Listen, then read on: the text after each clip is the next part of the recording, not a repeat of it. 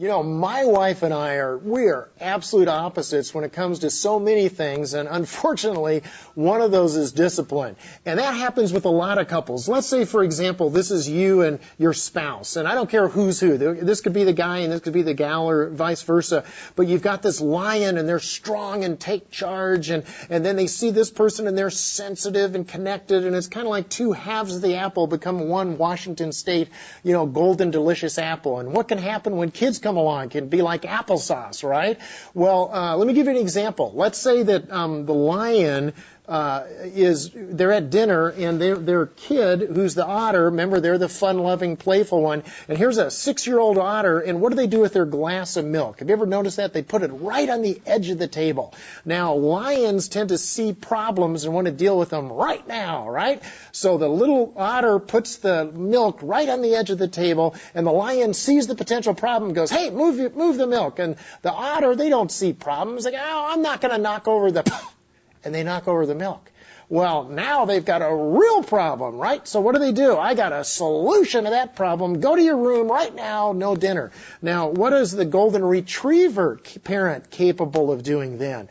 Well, sneaking in later and doing what? Well, okay, honey, now here's a hot dog, but no bun. Okay, this is punishment, And what I see lots and lots of time in my counseling practice are well-meaning parents that love each other and love their kids, but they are such polar opposites that you've got one that wants to give the what? The hard side of love, and the other that wants to give what? The soft side of love.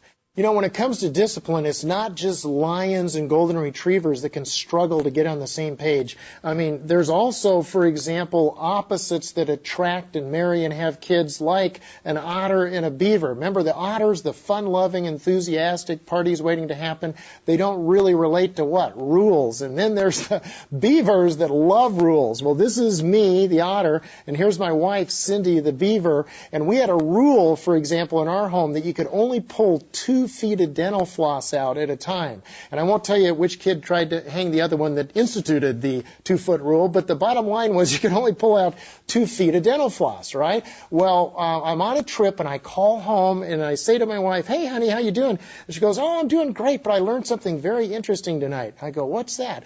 And she goes, well, I learned that Carrie, who's our oldest daughter and the lion, I learned that Carrie hates me. And I go, now, why is that? She's only about 6 years old. And she goes, well, I was putting Carrie to bed tonight, and I pulled out 2 feet of dental floss, and Carrie went ballistic. She goes, Mom, I can't believe you make me pull out 2 feet of dental floss. Dad doesn't make me pull out 2 feet of dental floss. Because when I was putting the kids to bed, guess what I would conveniently forget is the rules. Well, bottom line is, that's when you think, with the phone, you're going, oh, honey, I'm going under a bridge. I can't hear you. We're losing contact. And because, see, I didn't have a dental floss problem in our home. I had a problem that we weren't on the same page when it came, my wife and I weren't on the same page when it came to disciplining the kids. So realize that opposites can attract, but you need to value the other person's strengths and then make sure you're on the same page when it comes to discipline, so you don't have one person run into one side of the ship and one person run into the other.